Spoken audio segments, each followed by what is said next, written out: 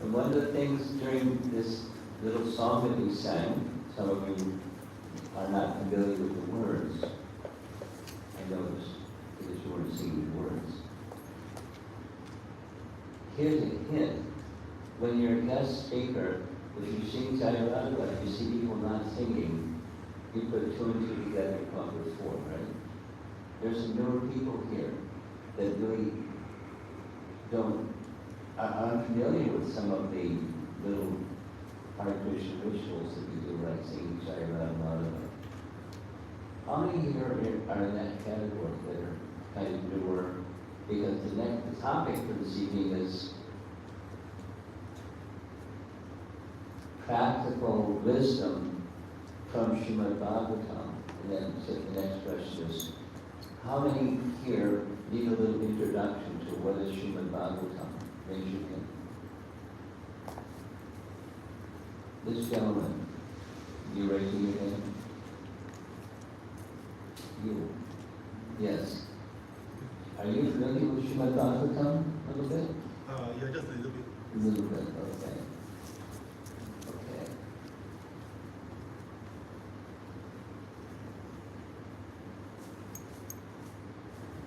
It's nice to be able to have newer people here feel included. So let's go back a little bit, besides, the topic for this evening. What's Srimad Bhagavatam? What's this nice big book anyways, and what practical wisdom from it? What is it? Here's a very simple way. Those of you that raised your hand, are you familiar with Bhagavad Gita? Yes. So, okay, but for those of you that raised your hand and are not familiar, so, very simple terms, Bhagavad Gita is the undergraduate study, as long as the microphone goes closer, okay? The undergraduate study and the graduate study. Like, there's undergraduate at university, there's graduate, there's postgraduate, there's postdoc. So, undergraduate, graduate study. Srimad Bhagavatam is Bhagavad Gita explained more comprehensively. Everything that's in the Srimad Bhagavatam is already in Bhagavad Gita, because Bhagavad Gita is the foundation, and then what goes on top of the foundation is resting on the foundation. It's within it, but it's more elaborately explained. The context of Srimad Bhagavatam, just like Bhagavad Gita has its context, it's a battlefield, and the Pandavas and the Kauravas, the good guys and the bad guys, and the bad activities of the bad guys, really bad activities, and then there's a leader of bad guys, Duryodhana. And then there's the good guys, the Pandavas, the elder brother Yudhishthira. So there's the drama, and then there's the battlefield, and Arjuna is the hero amongst the Pandavas. He is the best of the warriors, and he decides, I can't do this. And that's the context. And then Krishna speaks. Wisdom. He instructs Arjuna in the science of self-realization. The Gita Reading Society, right? So, the Bhagavatam context is 2 generations later, there's the grandson of the Pandavas who's in a predicament. A good story has the conflict, and there's the resolution of the conflict. So the conflict is, he was cursed to die in 7 days due to an offense made to a Brahmana that was, we can say, inspired by the super soul within the heart of the king. Maharaj Parikshit was his name. He was the grandson. And he made a big mistake. He offended a Brahmana. And the son, little boy, son, who was off at school, he heard, my father's been offended by the king. I cursed the king, and he uttered a Vedic mantra, and so he was to die in 7 days. The king, the Brahmanas found out that his son was cursed the Brahmana. informed the king, I thought you should know you're going to die in 7 days. I feel really badly. My son did this, but it's a mantra that can't be taken back, so prepare yourself. So he's preparing himself. The king, Maharaj Parikshit, gave his kingdom to his eldest son, Janmejaya,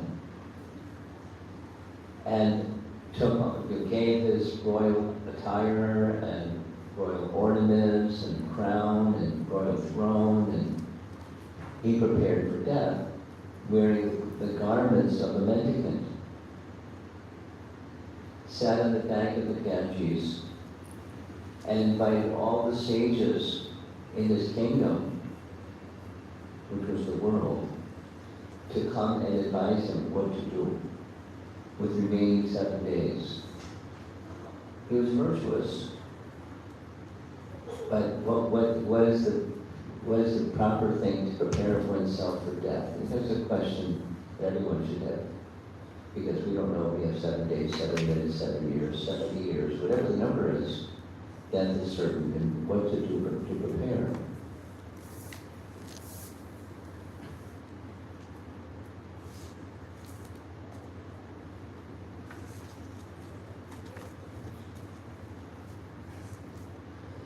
So it's a question for everybody, and there's a question. It's the question asked by Maharaj Parikshit. And in that assembly of great sages, one young looking, as if he was just 16, in this assembly of very aged sages came Shukadeva Swami, and everyone stood to recognize his presence. He gave him the seat of honor, asked Shukadeva Swami to answer his questions. What to do at the time of death. And then in 7 days, there's details, but at the end of those 7 days, this means of death of the king took place, and he died. But the king his mind was fixed. At the end of the 7 days, hearing from Shukadeva, his mind was fixed on the purpose of life and who he was, and his mind was fixed on Krishna. Fixed. And his body was finished, his soul went to Krishna, because that's what happens with the consciousness of the soul is fixed on Krishna. So in that assembly of great sages, viewing the departure of Maharaj Parikshit, hearing the words of Shukadeva Goswami, the young 16-year-old boy, or looking like 16, there was one learned fellow. His name was Sutta. So part 2 is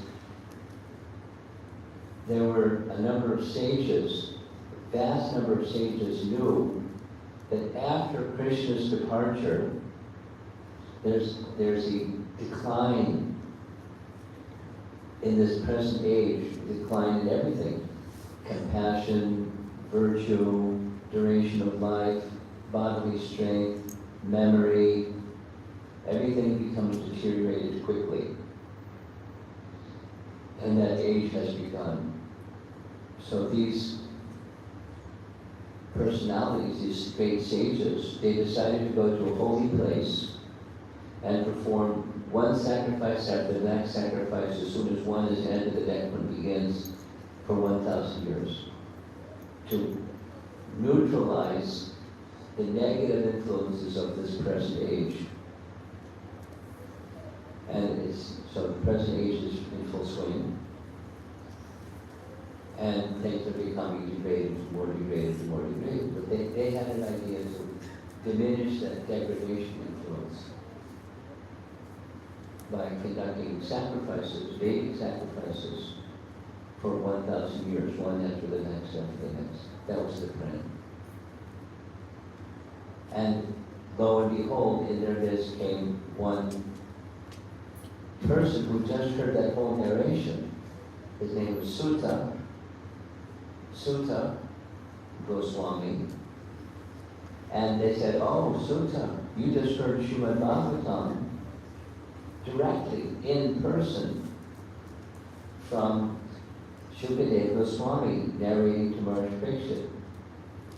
Could you tell us what you heard?" That's the context. So the question is, what's the duty of a person who's about to die? What's the most important thing that one should do when you know? Turn the corner, there's death. You would just avoid turning the corner because time moves. So, that's the context. It's Sutta Goswami speaking to the sages in a sacred place, Naimisharanya is the name of the place. And their intention was the 1,000-year yajna, and instead they're going to hear Sutta explaining Srimad Bhagavatam. That's the context. So in the first canto, we're going to discuss Canto 1, Chapter 2. But Canto 1, Chapter 1 of Srimad Bhagavatam, the sages ask 6 questions of Sutta Goswami. Because the format of scripture commonly is question-answer. There's someone asking, there's someone answering. Asking questions, answers. So there's 6 questions. The first of those 6 questions, they're all good questions. Thanks, superlative questions. The first question was, "Oh, Sutta, please summarize the essence of all the vast Vedas." Good question. Because the Veda means knowledge. What's the essence of knowledge? Please. And so, Canto 1, Chapter 2 begins answering that first of the 6 questions. The essence of all the Vedas, please. Summary, capsule. So we're going to discuss that. So this is practical wisdom from Srimad Bhagavatam. That's the topic that I was asked to speak about. Practical wisdom. So that is a practical thing. And eating it in proper consciousness is a practical thing. So how do you prepare your consciousness? Or what's the purpose of life? And how to achieve it? It's another way of asking that same question. What's the purpose of life? And how to achieve it? That's what you're supposed to do. Now, supposing, the life expectancy today is whatever it is, and it's diminishing. Our forefathers lived longer, they were stronger, and et cetera, et cetera. So as life diminishes, so duration of life diminishes, and qualities and so forth, compassion, modes of nature. So this is the first. Now we're going to go to text number 6. Whoever's controlling the verse. There we go. Fantastic. Verse number 6.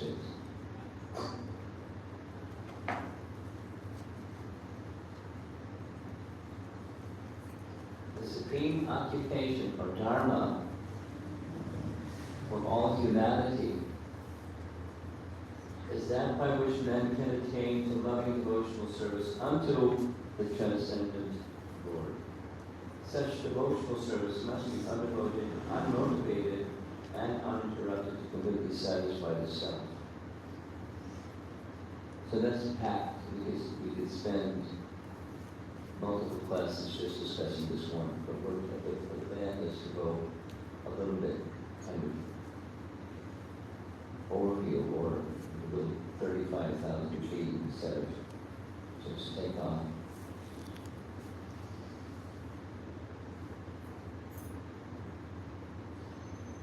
Same idea as in Bhagavad Gita. What's the idea of Bhagavad Gita? What's the purpose of the Vedas from Bhagavad Gita? Vedashta Sarvarnaham Eva Vedyo. The purpose of the Vedas is to know Krishna. Purpose of the Vedas. So here's the purpose of the Vedas. The summary, the essence of the Vedas. The supreme occupation, Dharma, for all humanity, that's everybody, at least in human form of life, all nations and cultures and languages and flags and this and that. The supreme occupation is that by which one can attain loving devotional service unto the transcendent Lord. So it's the medium of understanding. The purpose of the Vedas is to know Krishna, and the medium for knowing Krishna is devotional service. Hey, guess what? It's the same answer. The language is different, but the message is the same message. Attain devotional service under the Supreme Lord. So there's details, but that's the essence of the Vedic teaching. Come to know Krishna through the medium of devotional service. Such devotional service must be unmotivated and uninterrupted to really satisfy itself. So the Sanskrit is hetu, there's no material cause. You can't just like be pious, and you pile up piety, bell rings. Now you come to devotional service. Devotional service isn't the fruit of piety. One is in the material category, the other is in the spiritual category. You can't add up enough material to get spiritual.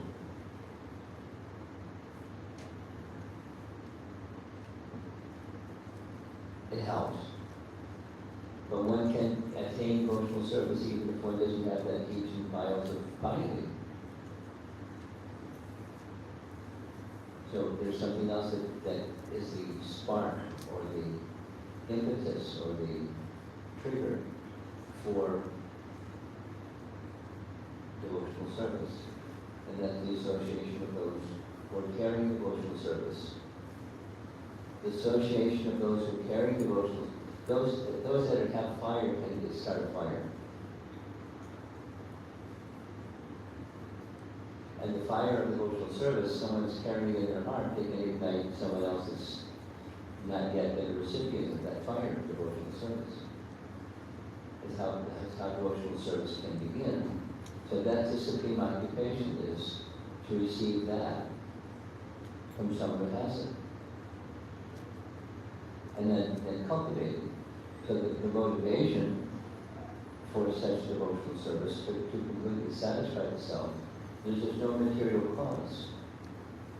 Whether it be anything you want to name, austerities or charity or knowledge, or you can't stack up material somethings and get transcendence. And it doesn't satisfy itself. Supposing it looks like, but it's not. There's no true bhakti when you're doing stuff. It's not complete satisfaction of yourself. So if there's no material impetus, there's nothing material that can stop it once it's moving.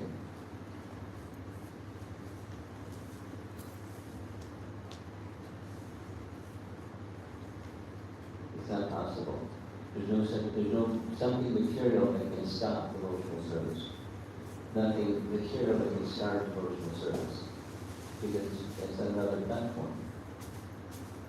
It's not a spiritual platform. Devotional service, that by which one can know the personality of Godhead, is not on this material platform. There's nothing material that can start it, nothing material that can stop it.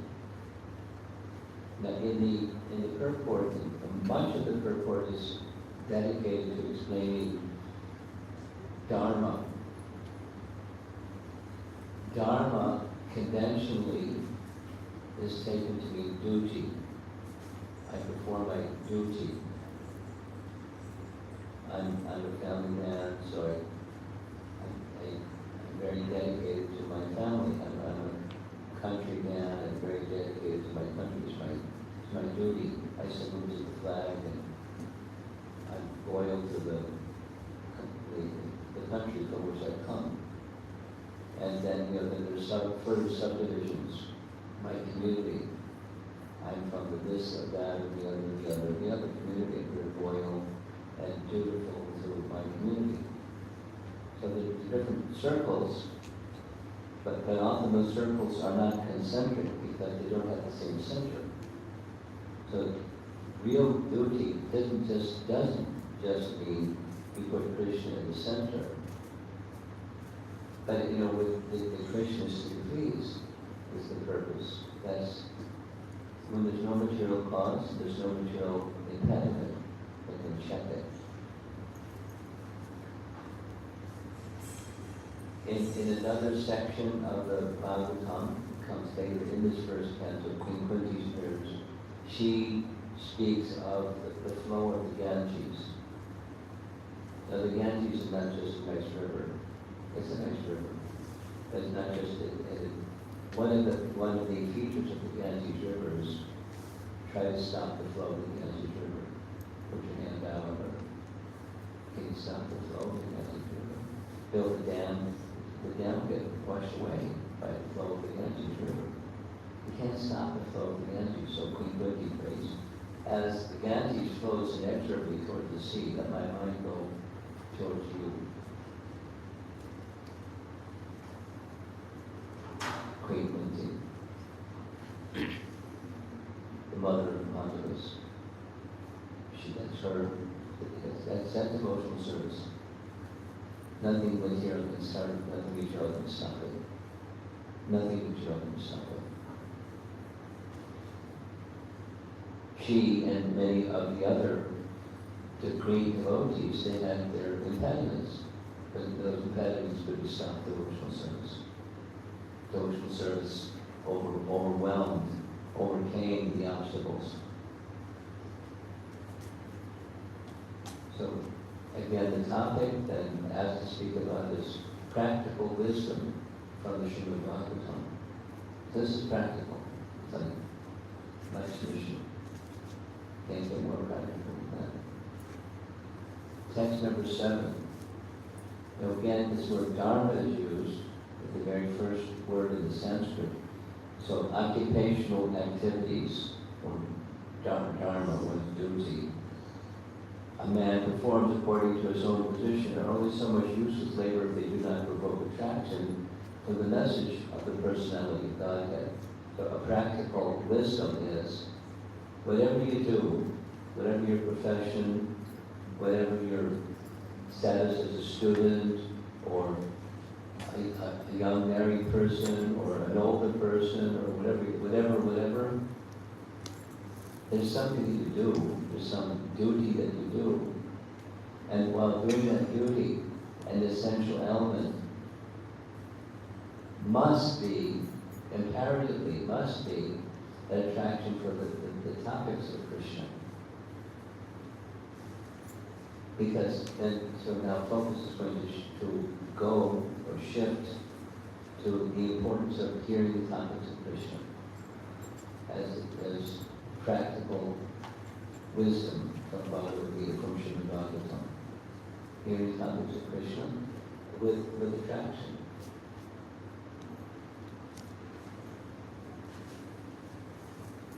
The Sanskrit word is rati. It's a nice word. Rati is translated word for word as attraction.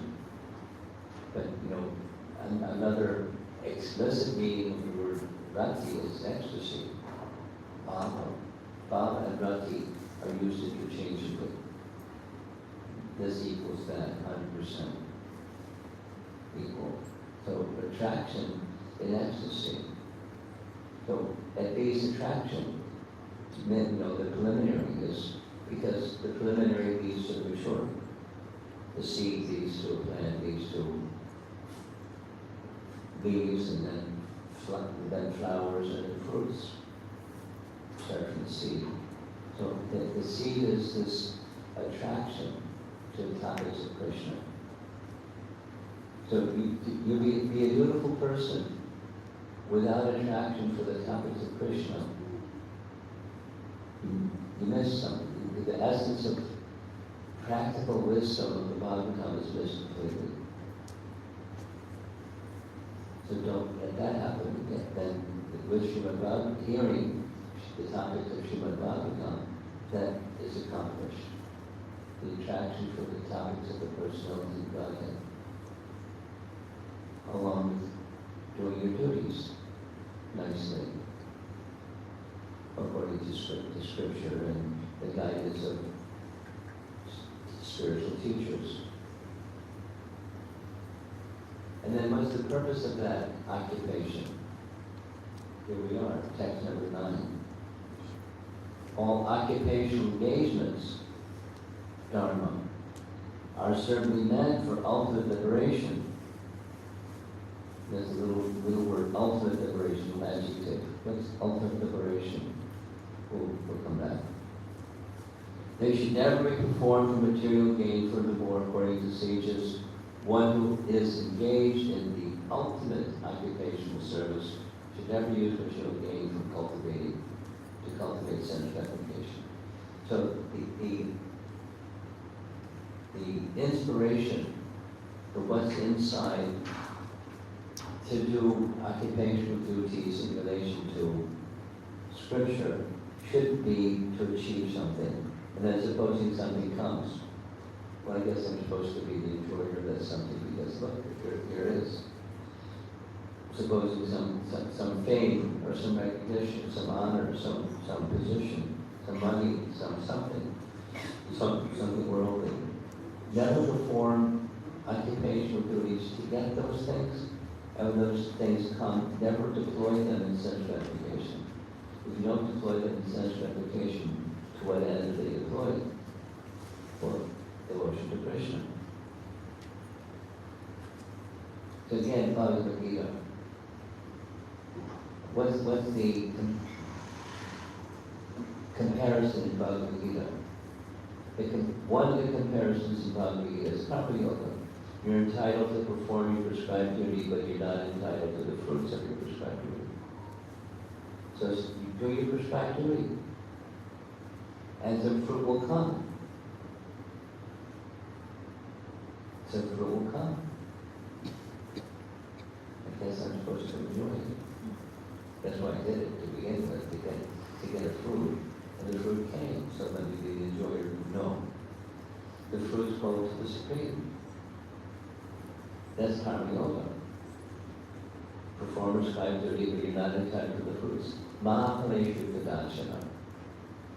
You're not entitled to the fruit. Karma Hevi Adhikara state. Mahapaleshu Kadachana. So this is the same idea, but stated differently. Your occupational duties already must include attraction to the topics of the personality of Godhead. And then ultimate liberation should be the target. So what's that ultimate liberation? The ultimate liberation, there's a worldly sense and there's a non-worldly sense. Worldly sense is I get release from the bondage of material existence, negation of material existence, nirvana, no longer involved in material existence. That's a material sense. The material by negation is the material sense. There's material existence, and then there's a negation of material existence. There's heads or tails, but it's the same point. So, what's the other currency besides heads and tails? The ultimate liberation is connecting with the Supreme. Eternal engagement in loving service to the Supreme. Eternal engagement in loving service to the Supreme. So let's go back to the question from chapter 1. What was the question again? The question was, please summarize the essence of the entire Vedas. The Vedas are vast. The essence, please, so that this is the answer to that. The essence is ultimate liberation or being engaged eternally in one's spiritual identity in relation to the original source of everything, the supreme spiritual person. And we're going to get there with that ultimate essence. But let's get the direction clear. Then we'll add the final destination, our GPS. That's one way to do it. You can just put the destination in it with GPS. You'll get there. Because it'll tell you, turn left, turn right.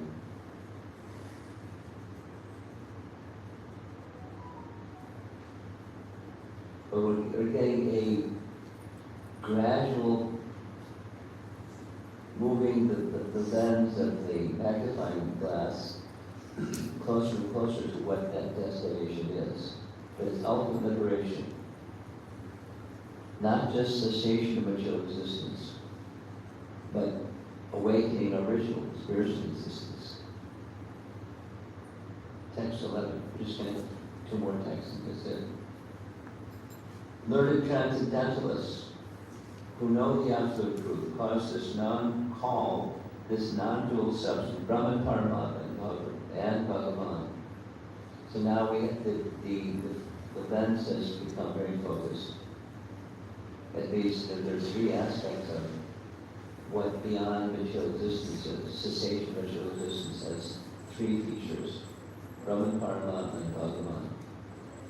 Now all these are concepts that books are written on, so to speak, of covered in 5 minutes. But just covering the practical wisdom from Srimad Bhagavatam, direct your life towards the transcendence. And the transcendence has different features: Brahman, Paramatma, and Bhagavan. Brahman, Paramatma, Bhagavan. Brahman means the effulgence, just like the sun. The sun has effulgence, but that's an aspect. The effulgence is an aspect of the sun. It's not the entirety of the sun. Then there's a localized feature. There's the sun is up there in the sky. It's not just effulgence, but it's localized. And then further, more subtle and more personal is there's a sun god, or a person that not only has a location, but is very effulgent, gives effulgence. Sun god. And similarly, the absolute truth is realized and has in these three phases: Brahman, the pervasive jyoti or light of transcendence, the localized place from which this jyoti emanates, and the sun god within the sun planet. Swami, by name, mentioned in Bhagavad Gita. Chapter 4, Bhagavad Gita. Swami's name is mentioned. So let's do just a quick review. The practical wisdom of Srimad Bhagavatam is everyone has some duty, and perform your prescribed duty in such a way that this absolute transcendent destination is connected with, and hearing the topics of that transcendence is essential. Directed towards achieving ultimate liberation. Don't be motivated. There's nothing material that can start it or stop it. And when that is achieved, one is satisfied.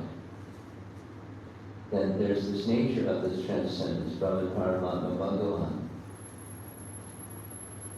Now, how to do all these things? First, there's the what, and then there's the how. But before the what and the how is the why. And why is all this important? Why are we here tonight? Because the human flow of life. I came from a far distant place to come here to be with you.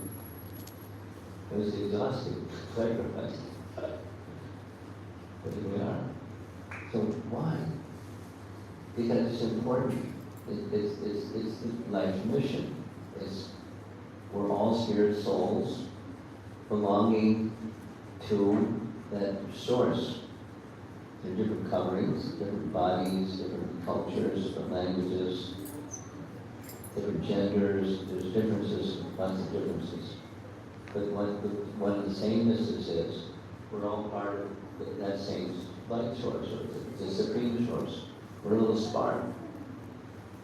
And human life is meant to reawaken that forgotten relationship with the supreme source. So we've come together to hear the practical wisdom, how Srimad Bhagavatam can help take us there, to that place, where we're fully conscious. At least progressively, more and more conscious, down to fully conscious of that source from which we have come. We all come from the same source. We're differently situated presently, but we all come from that same source. And we can assist one another primarily through sound.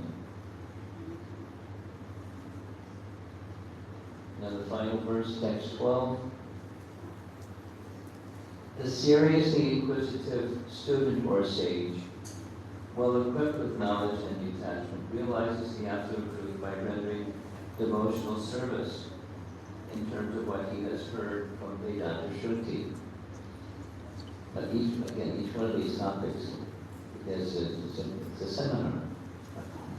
It's vast, but to summarize it quickly, in one sense, it's not justice, but it just gives us a picture.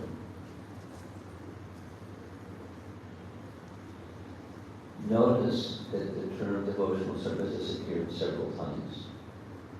And there's a reason, because that's the essence of a living being. We're all servants.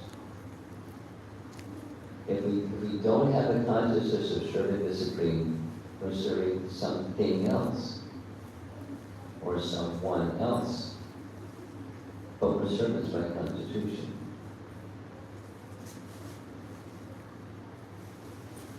And if someone doesn't have their spouse and their children to serve, then they've got a pet, a dog or a cat, or they serve the dog and the cat. I don't know how prevalent that is here, but it's becoming very prevalent in the West. People have dogs.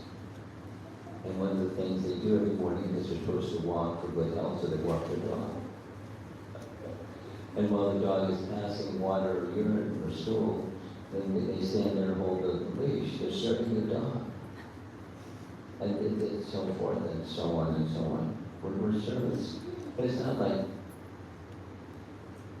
if you don't have God as, it's not something to be ashamed of, it's something that's of the soul. We're servants. And that's our position. And the servants of the Supreme, that's our position. If you don't have the service of the Supreme, you're going to serve someone, something else. Then how to do those things that are natural for us while serving the Supreme? That's called varnashram. You have your duties in relation to Vishnu. In relation to Vishnu. So you serve your family, you serve your boss in the workplace, and you serve this and that and the other. In relation to Vishnu, service to Vishnu. And that's Vishnu Bhakti. And then there's a whole science to Vishnu Bhakti and Krishna Bhakti. And the Srimad Bhagavatam unfolds it all.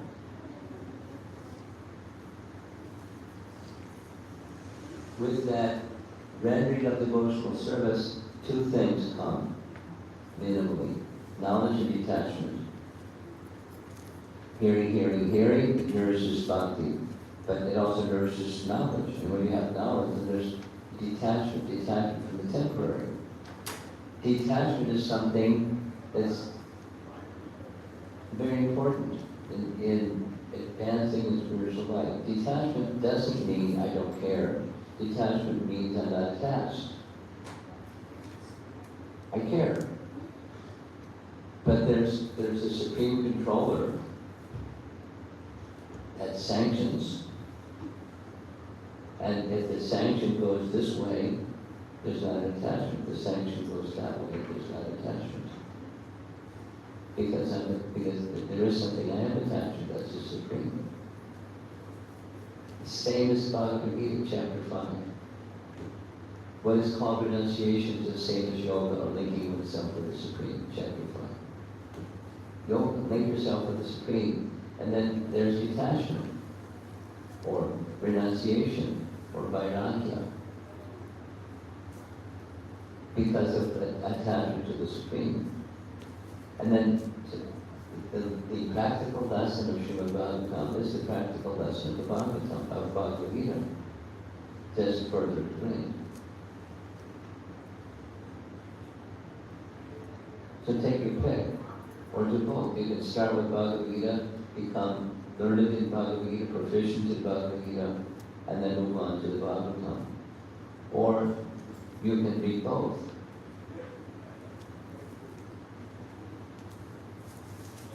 So both are, it's what our temples do commonly, is both. Morning Bhagavatam, evening Bhagavad Gita class. Both. And then at a certain point, that not everything is immediately understood, but at a certain point, little light goes on saying, oh, I get it. Wheel this over here, and that over there wheels. It works. It's a science. It's a cause and effect science. Spiritual science. And Srimad Bhagavatam, practical wisdom of Srimad Bhagavatam, is the spiritual science of being death, where your consciousness is in the right place, the elevated place, where the soul then returns to our eternal abode, our eternal place of shelter, the Supreme. That's practical.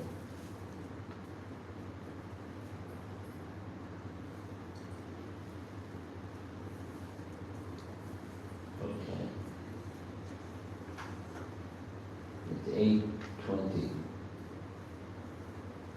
I'm going to pause and see if there's some discussion.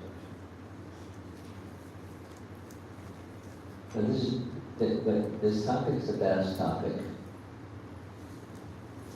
It's a wonderful topic. But so just skimming as we just did may invite you or encourage you to go back to the text, read the text and the purport, and explore more deeply, and so forth. So hopefully that will happen. The impetus to go more deeply. Any discussion? Yes. Thank you. Go ahead. Yeah. So, my question is that although we do have knowledge, We do have one. so when we hear, we get knowledge. When you hear, you get knowledge, yes. Then, the devotional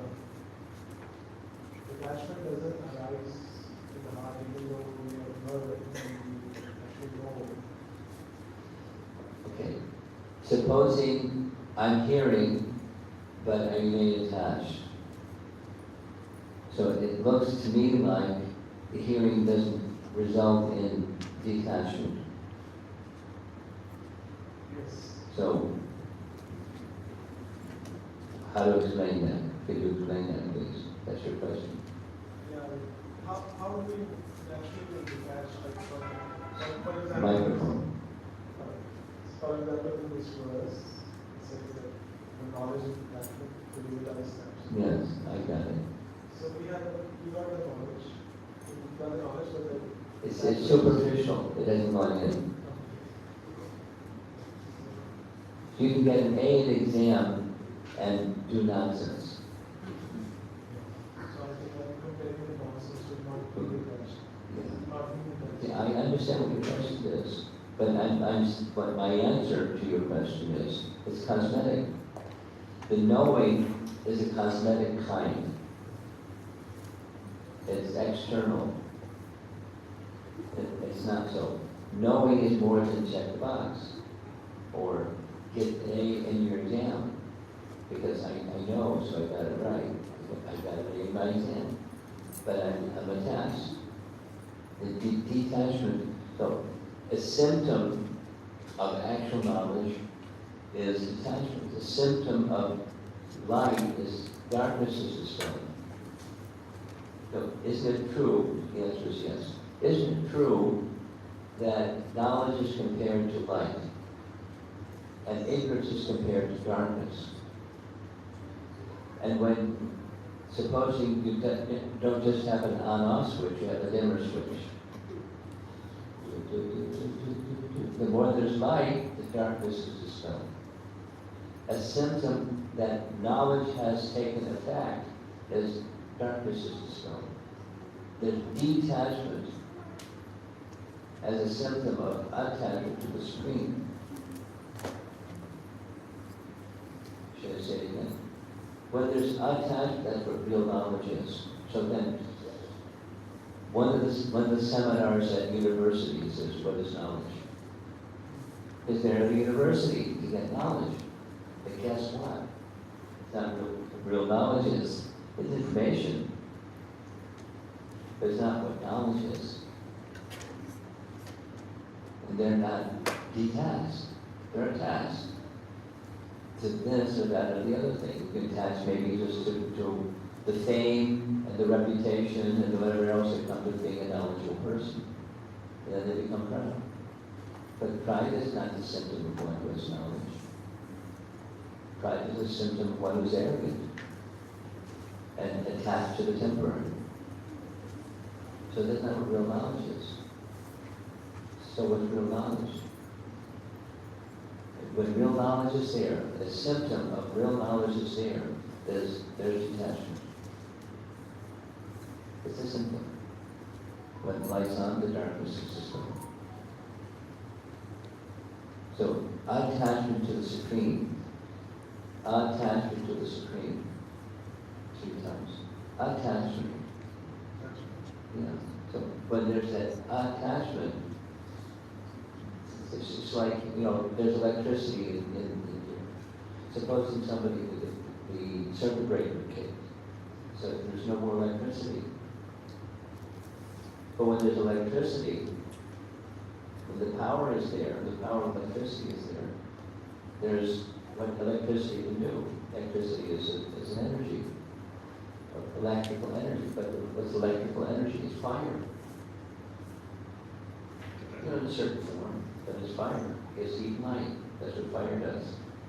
That's what electricity does. So, when there's an actual connection with the Supreme, that's what actual knowledge is, then there's detachment from ignorance, from the temporary.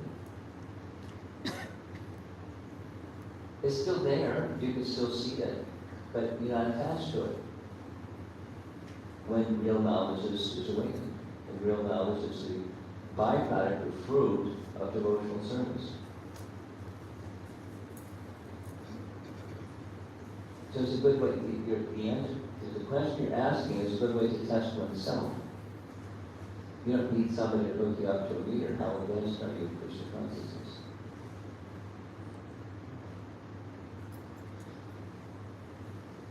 Knowledge of detachment. Knowledge isn't just information.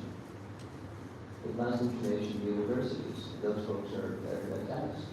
Attached to what? Attached to ignorance. Sorry to say.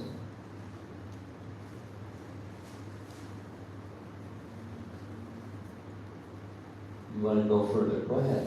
Take the microphone closer to your mouth, though, for you to speak more.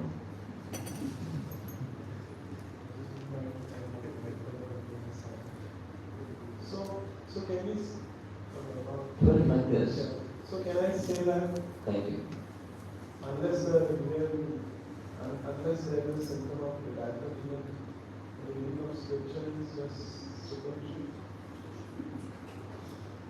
Say it again.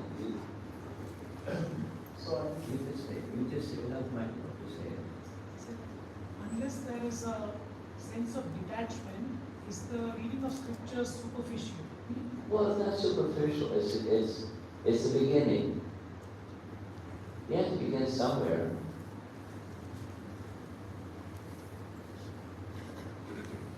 So it's the beginning, not superficial. It's not complete.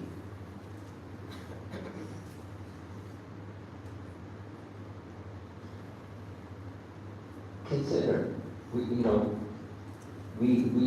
in book distribution.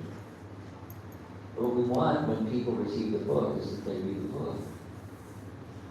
And supposing when they read the book, if they read the book that they purchased or gave a donation for, they don't really become detached. They carry on.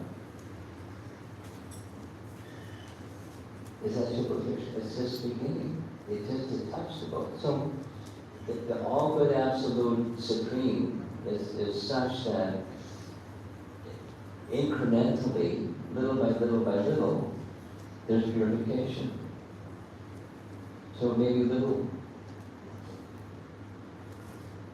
and that's not complete.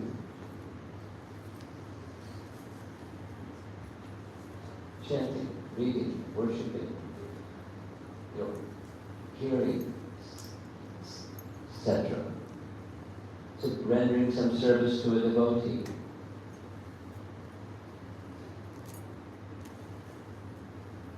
That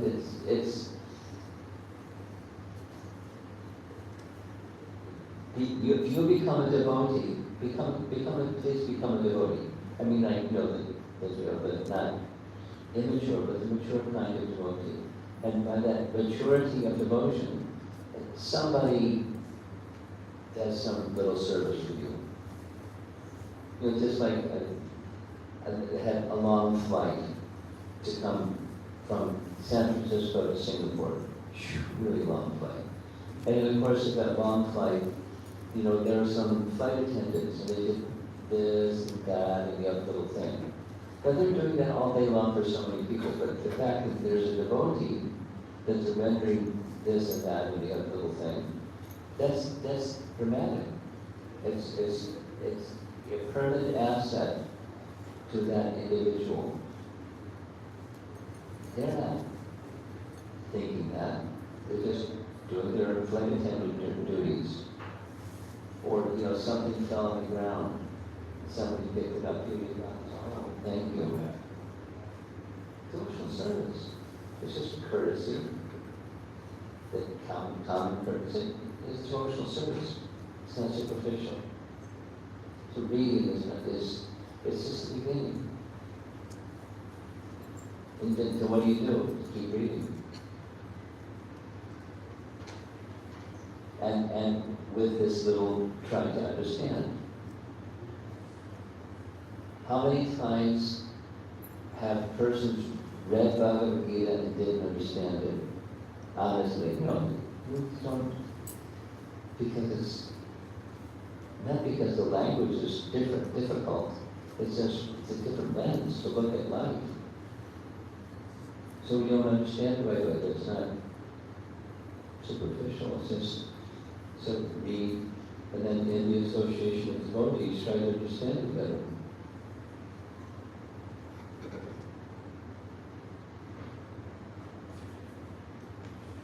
Someone else? Yes. Here comes the microphone. I hope it works. And I hope you. No, this is people that are outside this room. I've always wondered, what is the thin line between detachment and the risk of getting complacent? And can There seems to be detachment. What's the other option? complacency or Complacency. lack of responsibility or accountability? Oh. Because I always worry that detachment, and maybe detachment from the outcome, may, at some level, it may convert into complacency. Yes, easy. Piece of cake. I'm detached.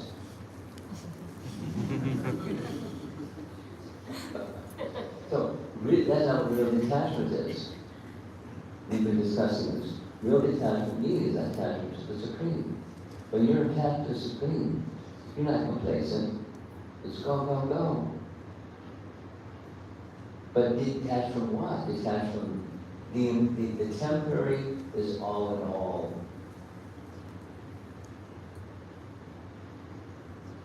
Is it? I'll share something with you because I've been like up to here and over my head in preparing for Sundarakanda.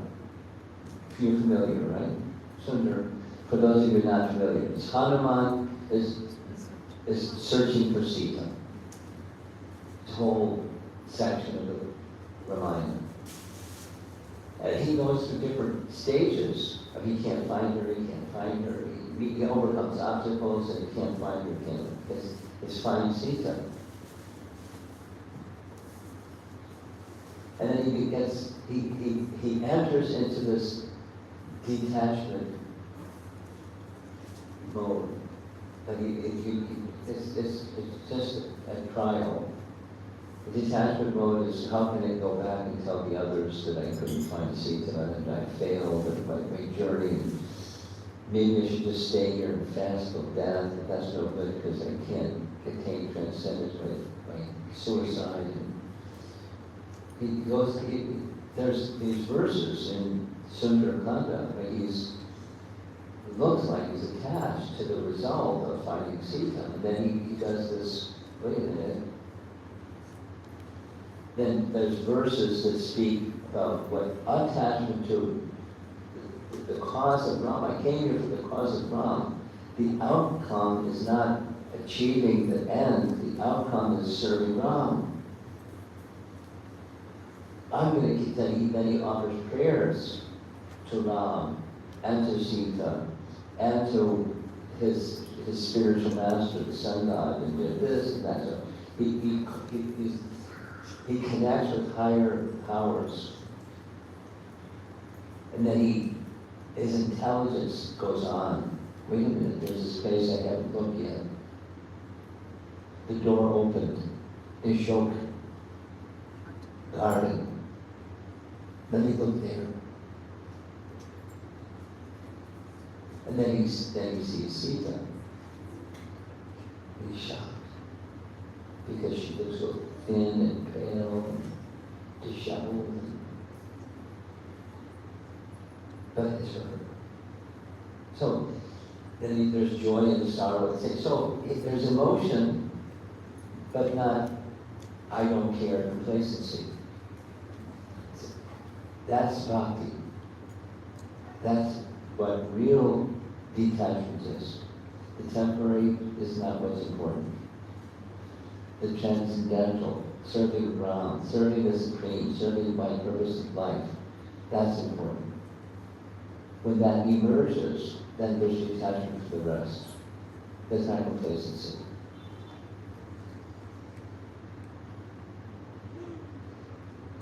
But go back to your question, is it possible? Yes.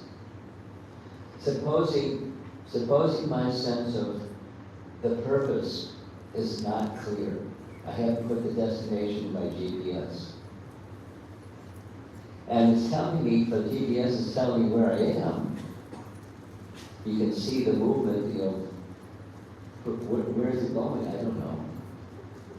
Because I hadn't put the destination into the GPS. Put the destination and stay focused on what the GPS doesn't forget. So then detachment means don't forget. What's your mission in life, please? Not just check box. But that's how you live your life. And then there's obstacles. And there's emotion, and there's things that get in the way. Hannah met lots of obstacles. It's okay. There's no complacency. Detachment from the material by attachment to the spiritual. That's detachment. Same, chapter 5 Bhagavad Gita. What is called renunciation is the same as yoga, linking with the Supreme. I think we can end.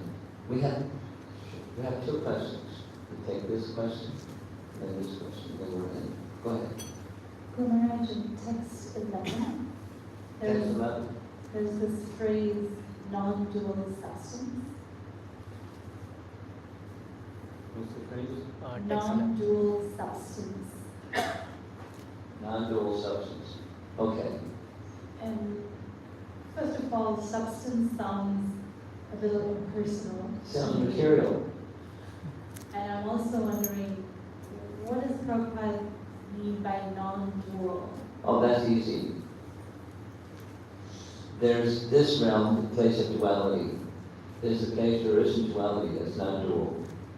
It's spiritual. Say non-dual. Spiritual. Material, spiritual. Dual, non-dual. So here, at night, wait a while, then day. There's day and night. Then the happy, sad, pleasure, pain, winter, summer, honor, dishonor, duality. This is a place of duality. There's another place that's non-dual, or it's absolute. Another way of saying non-dual is absolute. So non-dual substance. Because substance sounds material substance, because that's our mind. Substance is material. But something material isn't substantial. It's now you see it, now you don't. Just as we were driving, there's this fantastic architecture building that's looks like they're going to tear it down. You know, for who knows how long, hundreds of years, really old, beautiful architecture. Now it's an abandoned place. They're going to knock it over, put a big something over. It's temporary. Beauty is temporary. Everything is, you name it, is temporary of this world. And then, so that it looks like substance, but it's not substance. What substance? That which is eternal. Therefore, non-dual substance. Real substance, just like, anyway, real substance is eternal. And that which isn't eternal isn't substance. It's not substantial. Insubstantial. Asat.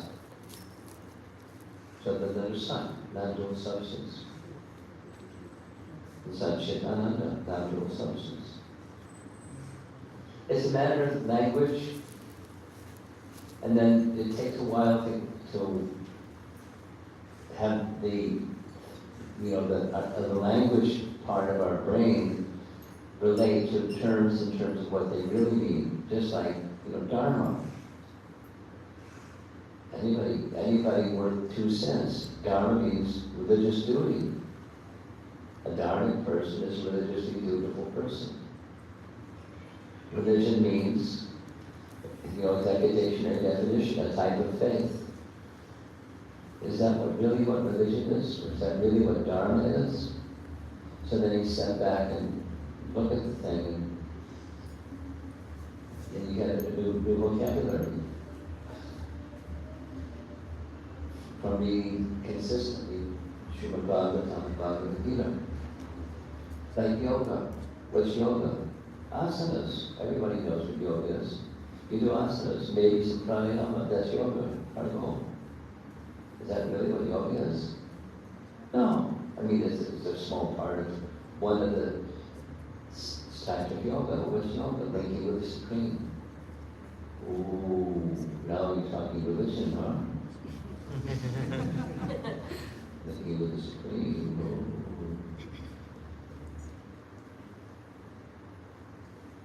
Okay. Language. Last question. Here comes the microphone. So Maharaj, the topic today is practical wisdom. So Yes. as a practicing devotee, for us, we understand the verses you mentioned is helpful for us to come up day-to-day living Bhagavatam as a practice Yeah. in terms of facing challenges or bringing compassion in living, right? But at the same time, when we try to bring this topic, say practical wisdom, to introduce to our friends and well-wishers who are not so much regular in this, if we try to give these examples which we carry to our heart, they may consider their mythology. So what aspect of the practical wisdom from the Bhagavatam we can really bring them, that they do not connect it with the direct reason, but they connect it with the betterment of their life for a spiritual advancement? Okay. First of all, this is the Key to Reading Society venue. So there was an assumption the audience is not the audience that you spoke about. But the wisdom is there. Now, your question is how to titrate, little bit by little bit by little bit. Titrate, is a chemistry term. Little drops of this message so that people can relate to it as practical. And my answer to a question like that is it depends on the audience. One of the practical things that you can do for people, the audience that you mentioned, is to model what the Bhagavatam says. Your achar can speak volumes in comparison to your prachar, your character and conduct. That is to say, supposing some misfortune comes and you remain undisturbed.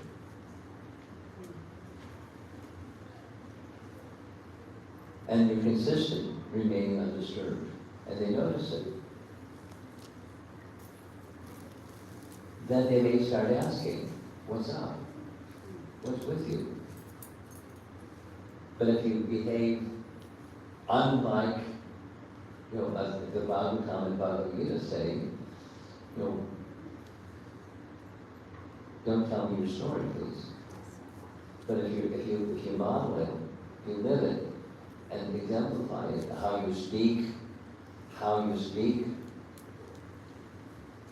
This lady that brought the microphone to you, she's here in Singapore for the same reason that I'm here in Singapore. And that is, there's a little seminar at the university, and she's going to be speaking on Bhagavad Gita 17:15. Empathic communication or nonviolent communication or speech. So you speak in this company in such a way that models what Bhagavad Gita says. Speak the truth pleasingly. And only when the circumstance is the right circumstance for you to speak it pleasingly. And otherwise,